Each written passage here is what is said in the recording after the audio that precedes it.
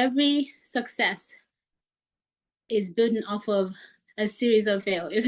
And so to really understand how to become successful, you have to understand how to fail well, how to understand the process of growth. So if we are afraid of failing, we're really saying we're afraid of success, which is not really what we want. We need to have a different relationship with failure so we can have a different relationship with our past to be able to get to the self that we want to be, that healed self. We can't say you should not be traumatized by this or you should be traumatized by this. It's an individual thing because it's based on somebody's understanding of their world and their place in it. If I really want to love myself, if I really want to love who I am now, I have to love my past self. You make peace and it frees you to really be yourself. Life flows like an endless ocean of stories. We often miss these precious tales as we rush through our days, too consumed by daily struggles to notice the poetry swirling around us. Yet within these stories lie the keys to our past, sparks for our creativity, and fresh winds to fill our sails. I am Abhra, a writer based in Melbourne, in quest of those stories with diverse voices that tell them from every corner of the world. Welcome to Stories and Stanza.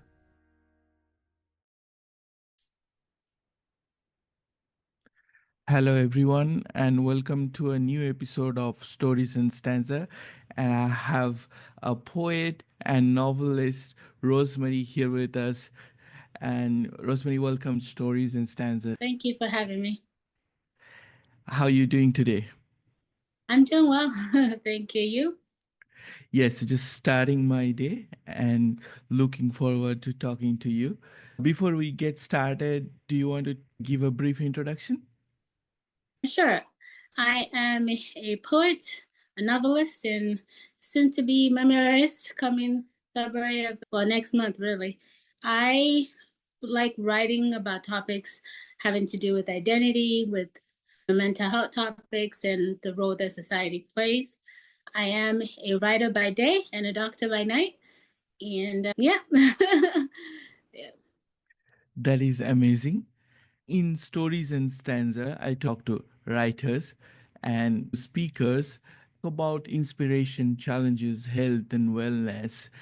This particular series, I call this Fail With Me because in my personal experience, that if we open up about failure, then we gradually find a way to come out of it. And if I share, it might helpful to someone who is going through the similar situation. So in a world where everyone is running towards success, how does that sit with you? Yes, I really like the title because it allows one permission to fail, right? It's saying fail with me, like it's okay to fail. And it really is okay to fail. I know we are in love with success and everybody wants to be successful and nobody wants to talk about failures. But the truth is that every success is building off of a series of failures. And so to really understand how to become successful, you have to understand how to fail well, how to understand the process of growth.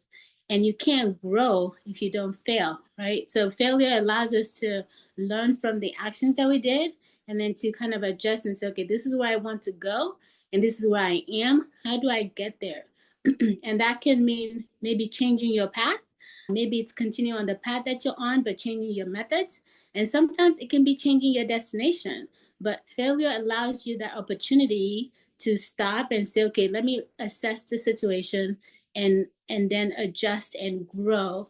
And so if we are afraid of failing, we're really saying we're afraid of success, which is not really what we want. So I think I really love the title because it does invite us to allow one another to fail, to say, hey, come along with me on this journey of failure, which is really a journey to success. That is very well said, that failure is repurposing. or pivoting and Right. towards success. That's very interesting. And I feel that when we fail, we put a lot of things in the box and just don't talk about it, don't open up, don't understand. So, this is what brings us to our episode today. And we'll be talking about trauma, understanding trauma, and healing from trauma. Do you want to, first of all, give us a little bit of summary as to what we Okay. are going to explore, and then we will go into details? Right. So, we're talking about failures, and failures come in different ways, whether that's failures in terms of our actions, failures in terms of our society or an environment. And so, we're going to talk about trauma. What is it? Talk about how to heal from it, and talk about potentially even some obstacles to healing, and then some strategies to healing. And I think a part of understanding this concept is being okay with failing, because to some extent when we explore trauma, there's a part of us that feels like our past self failed in some way. Failed in some way, and so we need to have a different relationship with failure so we can have a different relationship with our past to be able to get to the self that we want to be, that healed self. And so in my book that's coming up next month, it's called Out of the Cocoon, The Journey to Becoming. It's a memoir that is half prose, half poetry, and it explores just intimate details about my own traumas and how they affected me and the ways I've had to fail, learn, and grow to be at this place in my life where I am very happy with who I am. I love who I am, with my past included. And that's really a great place to be. And unfortunately, it's not a place that a lot of people are in. And so I really hope that this episode will really resonate with people and help somebody out there. Absolutely. I like how your name means the sacrifice is over. That is so poetic and beautiful. I know it's a very broad topic to understand trauma. Can you share your perspective on what is trauma? How should we understand trauma? Right. Trauma is basically any event or experience that causes a negative emotional state, mental state, or social state. And trauma, it doesn't have to be something that even directly happens to us. There are some traumatic events that people experience just by witnessing somebody else go through trauma. So it's really just any event or experience that challenges somebody's perception of the world, somebody's understanding of their place in the world, and then subsequently leads to a negative, just negative emotional state or negative mental state. And so, yeah, so that's kind of like a broad definition. And so that fits all kinds of traumas, whether that's abuse, whether that's witnessing somebody get hurt, any number of things can qualify as trauma. And so we can't say you should not be traumatized by this or you should be traumatized by this. It's an individual thing because it's based on somebody's understanding of their world and their place in it. And so something that may not be traumatic to somebody might be to another person. There are some things that we know are universally traumatic, like childhood sexual abuse and those things. Those are universally traumatic. Again, especially because it's a child and you're really just messing up their development. But yes, that's trauma in a nutshell. And you mentioned that you are writing your memoir and you share your journey in it. So, would you be okay sharing something with the listeners today? Sure, sure. Yeah, when you write a memoir, you have to be ready and comfortable talking about some of these things. Yeah, so growing up in Nigeria, I'm from Nigeria, born and raised. I did experience sexual abuse as a child, molestation, really.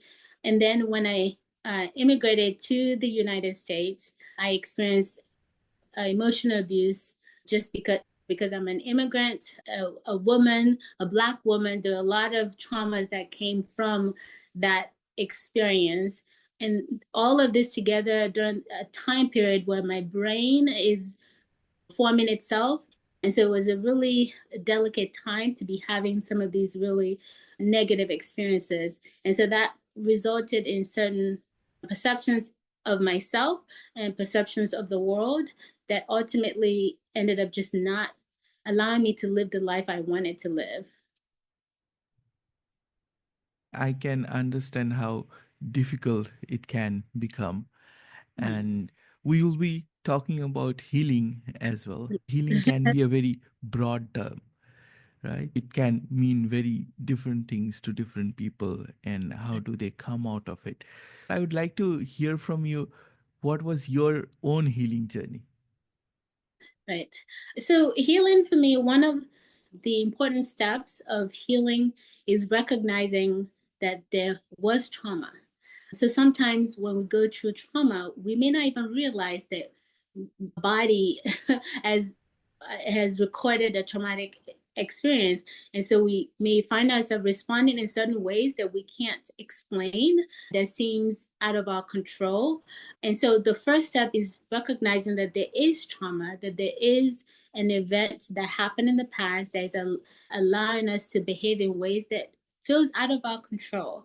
And so for me, it was coming to that realization that, wow, the thing that happened to me in childhood and the things that happened to me as a teenager, as an immigrant, it really is affecting how I view myself.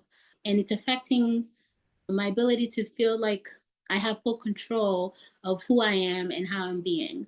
And so there was a lot of hatred on my part towards men. And I just had this dislike for men. It was very strong. And it's like, where is this coming from? I had dislike for things that reminded me of men. And so, but I didn't piece it together initially, like, hey, these two things are related. What happened to you in the past and these feelings and attitudes that you have. And so the first step was understanding that, wait a minute, there was a traumatic event and it's having a negative effect that I don't want. It's shaping me to be somebody that I don't want. And so once I came to that realization of there is trauma, it's affecting me in a negative way, then the next thing becomes, how do I get over it? How do I heal from it? How do I overcome it? And it allows you to then start a healing journey. So for me, healing from my trauma involved one, having an anchor, somebody to take me to a higher place, to take me to wholeness, to call me higher in terms of who I want to be, and that I can't be that person. And so for other people, that can be a therapist or a mentor. I had a trauma therapist for sure, but it was also God. My belief in a supreme being who's there to assist me in my life was very instrumental. The other part of my healing process was embracing trusted friends and family. Sometimes when you have undergone trauma, it can affect your trust, your ability to trust your environment or to trust people. And so I had to learn to find those people that have earned my trust, that I can say, you know what, this person is for me and they're going to protect me with all that they are. Because then when I am struggling with whatever the issue is, I have these people that I can go to and say, hey, this is what's bothering me.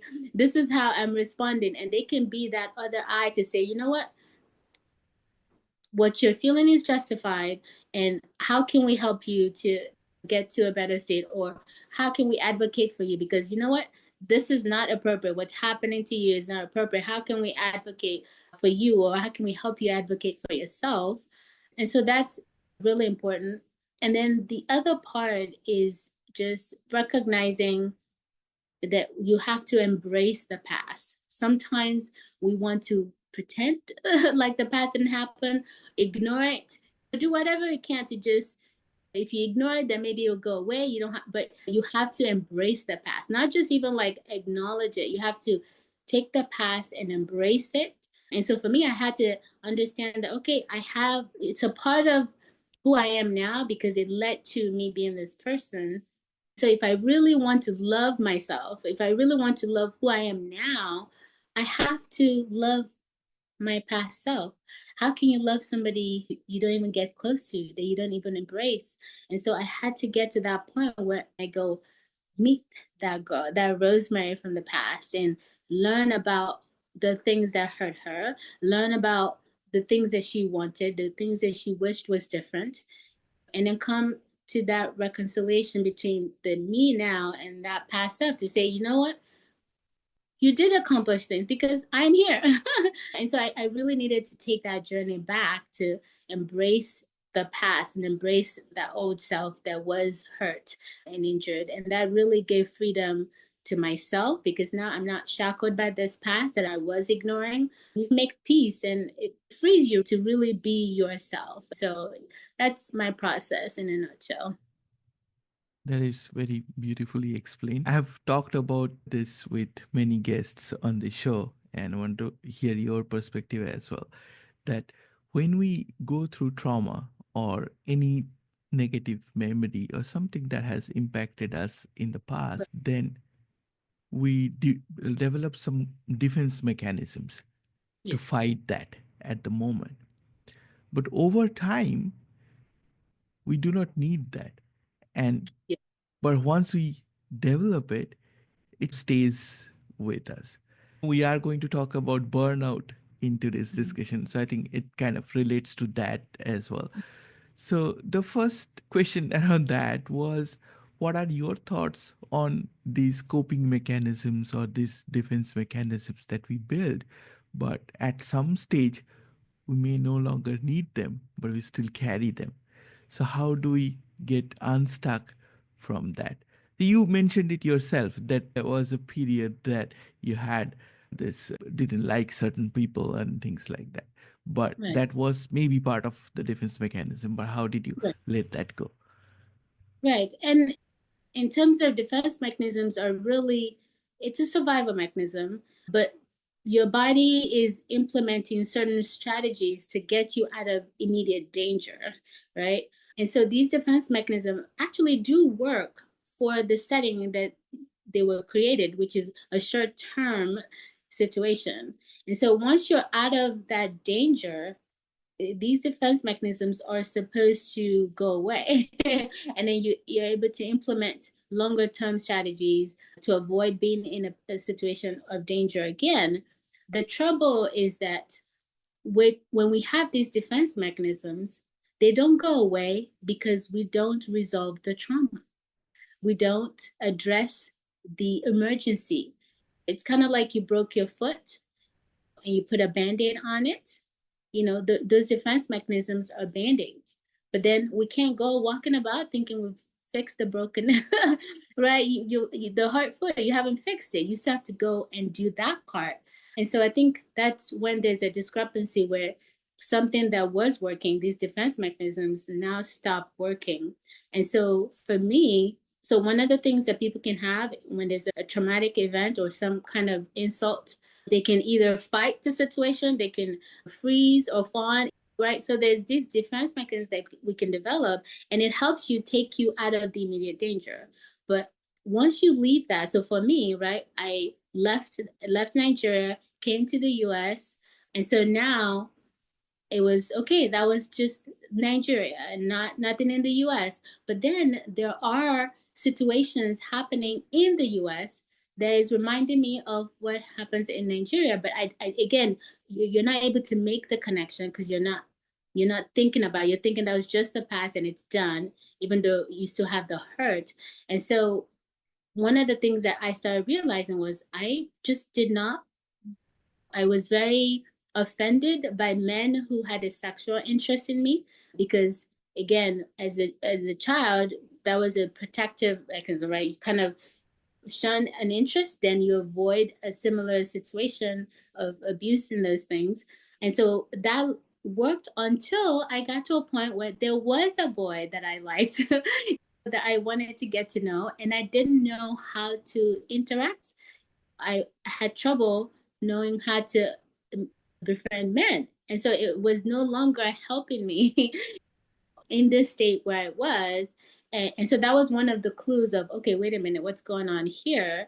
And one of the motivations to go ahead and explore my abuse and figure out how to heal from it.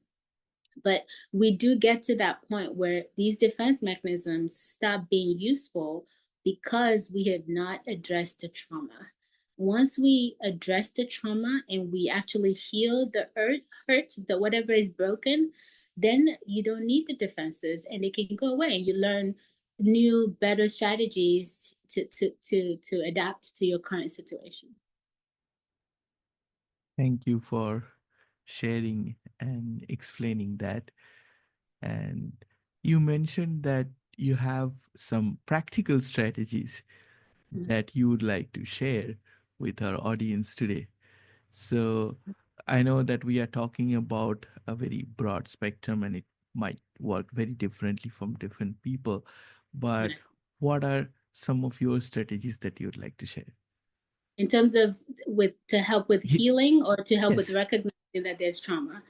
Let's talk about recognizing and then we will talk about healing. Yeah. So one of the like I mentioned before, a critical step to healing, to developing better mechanisms, is recognizing that there's a problem, that there was trauma, it's having a negative effect. And so, how do you know if you're experiencing trauma? And so, one of the things that ask yourself, do you find yourself behaving in ways contrary to how you would like to behave, right? So, in my example, I have a boy that I'm attracted to, but I cannot interact with them, even though I want to. And so the question is why, right? There's no reason not to. And so that can be an indication when you find yourself behaving in a way that's contrary to how you actually want to behave. And that can show up in different ways. For some people, it's anger. So somebody does something to them, and it's something relatively minor, but for them, it just takes them to another level because that incident, even though it seems benign, because of their own particular trauma, that incident reminds them of that trauma. It triggers that trauma. And so the person is not responding to that small situation, they're responding to that trauma that's happened that they haven't really dealt with. And so the anger is out of proportion to the current incident. So when people find themselves that they're responding in a way that seems excessive for this situation, again, that can be an indication that there's some hurt, some trauma, some issues that need to be addressed and investigated. But that's really a critical clue.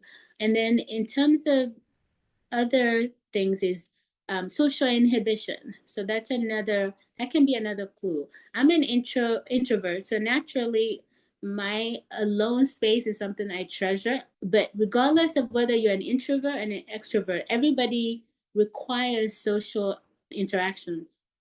There's a quote that I love by Dr. Winnicott, which talks about it's it talks about it's a joy to be hidden and a disaster not to be found, right? So we all want to have our little space that's ours that nobody can take from us, but we all also need people around us to say, hey, I see you, I hear you, you are known. And so if you find yourself in a situation where you're not really able to connect socially, and not because there's a medical diagnosis or anything like that, but you just having a hard time connecting socially with people, even though you really want to, even though you really desire it, imagine it, daydream about it, that can also be an indication that there is something that has not, there's a trauma or there's a hurt in there that has not really been explored. And so that's recognizing the trauma. Then the next step in terms of strategies to help heal a trauma, one of the critical components of being traumatized or being triggered by a past trauma is that we lose our flexibility, we lose our playfulness, we lose our creativity because there's a hypervigilance about people who are traumatized, who haven't processed their trauma. They're hypervigilant, they're cautious, they're guarded because they've learned that the environment is not safe. And so they respond in ways that show that constant kind of awareness of where am I? This is not safe. Let me make sure I'm keeping myself safe. And so, in order to heal, we want to put ourselves in environments that reassure us that we are safe, that we can relax. And so strategies for healing, it's really important to target that, like being in a safe environment. And so one of the biggest strategies that I've personally experienced and that I see play a role in other people is play. Playing is very critical to healing. We use it a lot with kids. So children who have gone through trauma experience play as a way to kind of bring back that environment of safety, remove that hypervigilance, and bring just that relaxation and that awareness to be able to explore feelings and hurts in a safe place. And in adults, I think play is also important. So we have to bring ourselves to a place or an activity that helps us not to be so vigilant. And so for me, dancing is an activity that helps me to get to that safe place. When I'm dancing, my past, my present does not matter. I am a little child dancing however I want to. It brings me joy, it relaxes my body, it takes me to a safe place. And so finding activities that you can do that can remind you that you're in a safe place can help you kind of process your healing, or at least get on the journey to healing, because it helps your body to take a break from that hypervigilance, from that. And then the other thing it also does is that it allows you to experience creativity, to explore alternative ways of being, of thinking, that you really just can't do when you're being so hypervigilant. So you can't be cautious and playing at the same time. Something has to give. You're either playing or you're hypervigilant. So if you surround yourself in environments that remind you of play, the more you do that, the more your body can really be ready to engage in that healing process. Does that make sense? It does. It absolutely makes sense, and you explained it so well. And you are a writer yourself, so I have a question around that. And I'm actually thinking at the moment of recording a like full episode on that topic. That's journaling. Okay, Okay, so yes. I did a lot of journaling on my way, and I feel that it is a very powerful tool in recognizing and releasing the trauma. And since you work in this space, I want to hear your thoughts around journaling.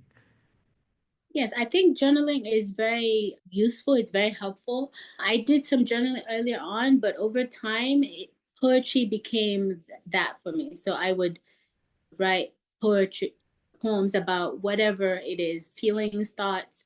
And poetry really allowed me that space to create, to be in control, right? I get to decide the world, what happens to whom and now, and it really empowers me. Or it's also an opportunity to explore maybe scary feelings in a way where I am an outsider, even not a participant. And so it makes exploring a negative or a challenging situation a safer place. And so writing in general, whether that's through journaling, writing poetry, or however way people do it, I think it is really helpful, because again, it does that. It's a play activity, right? So it's not journaling, writing, those are all play activities that take us back to that safe place. Yeah. Wonderful. And we will be talking about burnout as well. Yes. And this is a favorite topic of discussion. People in today's day, they have their burnout in different ways. Talk to my brother all the time about what is he facing in his work and what I am facing. We just, so that with that sharing, we can get an understanding, and at least we recognize that I'm getting burned out there. That's something I have to stop.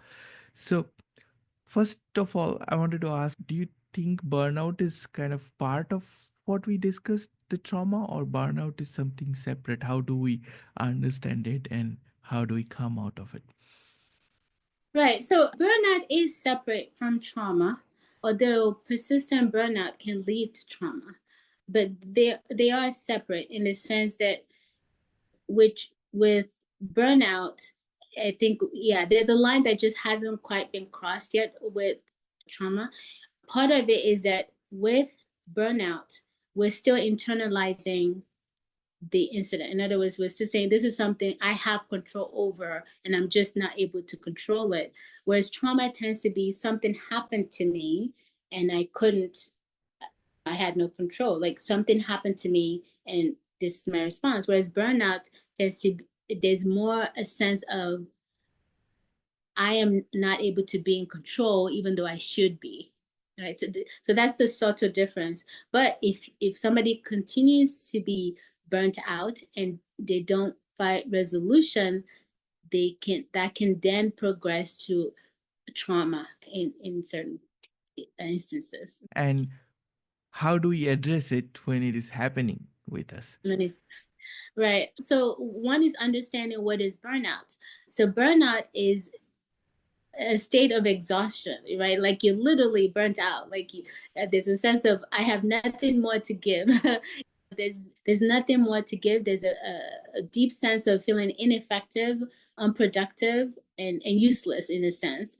And so once you kind of understand that you're in burnout state, then the first thing is going to be rest. So how to help that? The first thing is rest, removing as many responsibilities as possible, right? Because that's kind of what's feeding some of that. When you're burnt out and you feel like you have nothing to give, having responsibilities being put on you, no matter how little. So one of the hallmark is you see somebody who's burnt out, and any request, even like a call, a 30-second call that would be nothing, would seem like just a mountain to climb, right? There's just this deep exhaustion.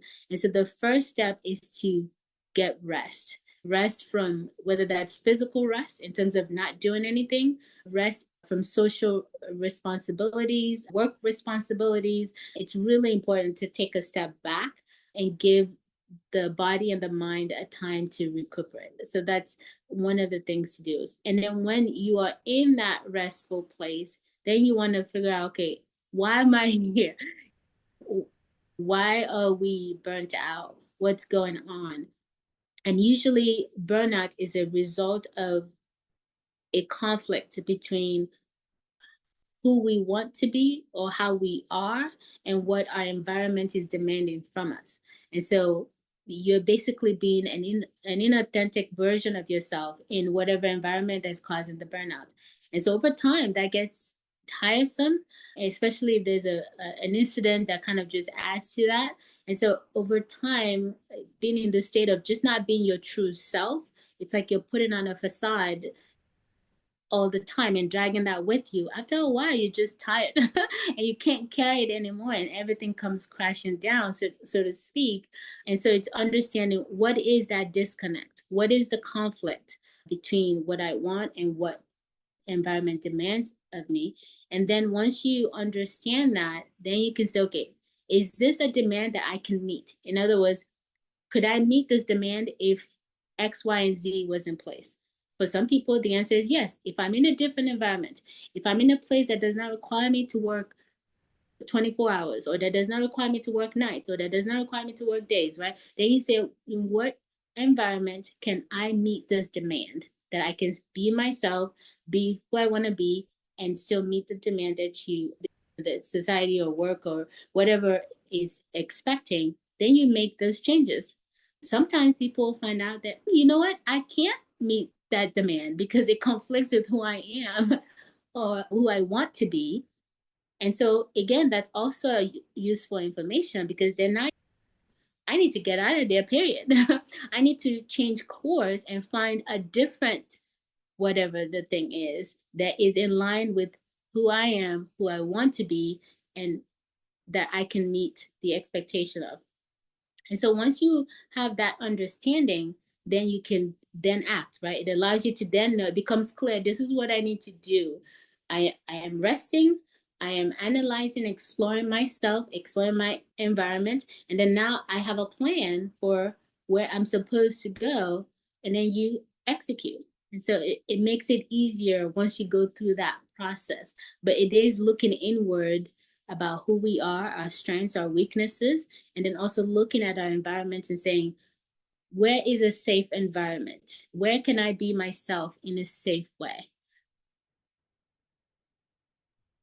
That is so thoughtfully explained. We have come towards the end of our discussion, but this is something I request my guests, if they are a writer, to share something they have written. Okay. I'll pick a poem from my book that will address this. One of the strategies for healing is I break down the process of where I am into 4 stages corresponding with the cycles of a butterfly. So, am I an egg where you're just the way you are? You're in that place of I am the way that I am.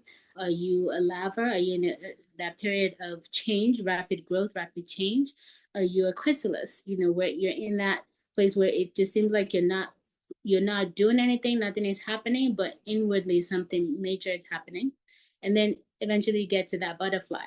And so when I find myself in a challenging situation, it helps me to think, what stage am I in? Am I in that egg stage where I'm just being, however it is, I'm just responding with whatever it is? Or am I in that place where, you know, I'm thinking, I'm being introspective, and I'm thinking of ways to get myself to be able to soar and rise from this situation. And so the poem I'm going to read is from the butterfly section of the poem, a sense of having arrived or healed or recovered. So the poem I'm going to read is called, is it Chasm? Okay. So it's called Chasm. And so I will get to that here. Okay.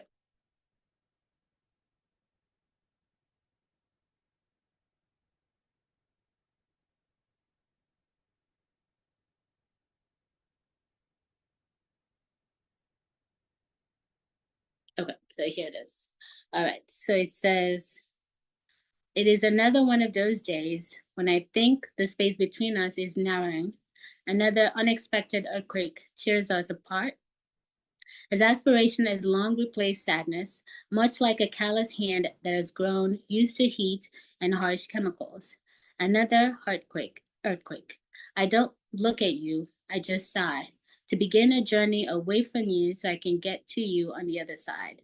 The dry, lonely path with my mind's thoughts is the only entertainment. Why can't you find a map to me this time? Why is silence and forgetfulness your weapon of choice when fire burns in our midst? I don't expect heroics, though I can't say I wouldn't mind. I laugh. You making a crazy jump across the chasm like a Tom Cruise stunt in another impossible movie. Me gasping, my heart sinking at presumed loss of you, but just at the right moment, before I am overcome with despair and wish for the Alaskan comfort of perpetual night, in mourning of you, you appear, a Lazarus after days of atrophy and decay. Me gazing at you with admiration, love of my heart, my warrior who pays any price, my warrior who would not let inert peace reign. But alas, it is not to be. Maybe tomorrow. I inhale deeply, then take a deep swallow, as if somehow moving my thoughts from my head to my gut. I swallow it all. I perform my own heroics to get to you on the other side. That You is know, so beautiful. Thank you for sharing that with us. So, we talked about a lot of important things in today's episode. We talked about failure, talked about our strategies to recognize trauma, heal from it, understand our burnouts, and prevent them. As a closing thought, I wanted to hear from you how you said that your name means the sacrifice is over and what you'd like to share with our audience. Okay, so yes, is a Nigerian name that means the sacrifice is over, like you said.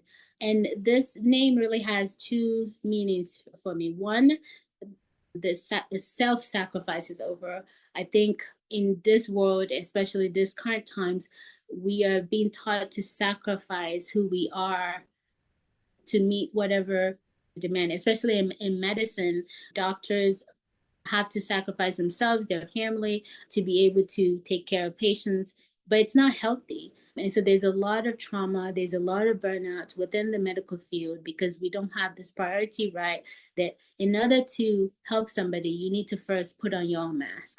And so this is just, the name just reminds me that self sacrifice is just, that's just not the way to heal. It's not the way to have an influence and on somebody's life and those things.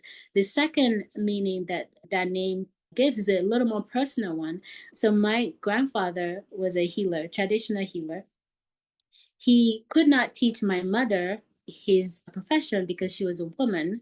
And back then, women were not allowed to practice such profession. And then the men or the boys that were around didn't have any interest in learning his skill. And so he passed away without being able to teach anybody his profession, even though he had a daughter that was very willing, very excited to learn. And so here I am a medical doctor by training. And so I think for me, the name just comes to a full circle of saying, I am my grandfather's daughter. I am female. And here I am, a healer, just like he was. And so the sacrifice, that sacrifice is over. And so that's the meaning of that name to me. That is so beautiful personal story that you shared with us. Thank you for joining us today and sharing your rich experience. And I wish your book all the success. We will put the book links in the description, and I request all our listeners to take a look at the book if you are interested in this podcast. Thank you once again, Rosemary. Thank you for having me. It's been my pleasure.